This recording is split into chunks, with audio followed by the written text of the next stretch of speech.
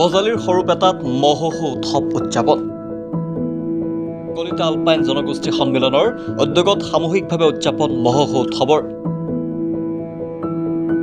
অনুষ্ঠানত কেইবাটাও দলে পৰিৱেশন কৰে মহোহো গীত।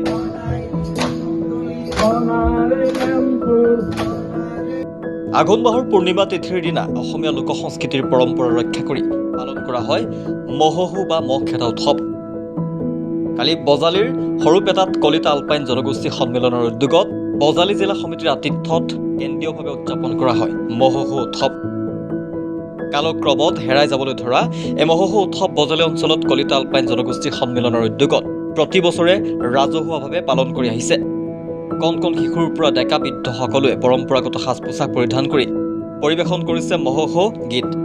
উল্লেখ্য যে বজালীৰ লগতে সৰুপেটাৰ বিভিন্ন অঞ্চলৰ কেইবাটাও দলে মহোহো গীত পৰিৱেশন কৰে।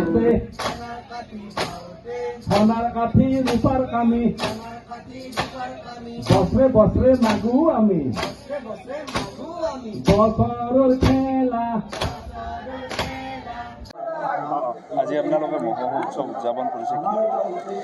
কলিতা আলপাইন জনগোষ্ঠী সন্মিলনে প্ৰতি বছৰে নিজৰ সংস্কৃতি ৰক্ষাৰ কাৰণে মহোহো উৎসৱ পালন কৰি আহিছে আৰু এইবেলি আমি বজালী জিলাৰ আতিথ্যত সৰুপেটাত এই যোগীবাবা থানত কেন্দ্ৰীয়ভাৱে মহোহো উৎসৱ উদযাপন কৰা হৈছে।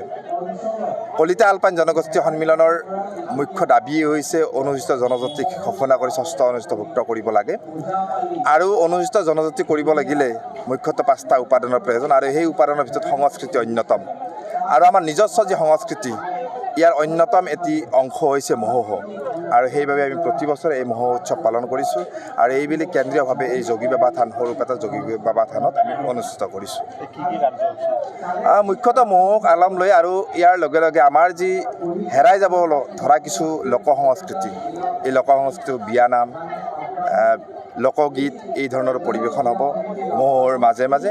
মুখ্যতঃ মহোহোক উদ্দেশ্য কৰি আজিৰ এই অনুষ্ঠানটো অনুষ্ঠিত কৰা হৈছে।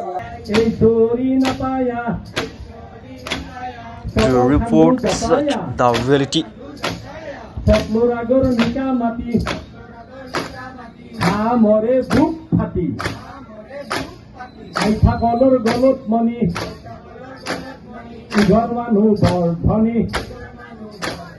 ধনী মানুহৰ তুঙৰ ঘৰ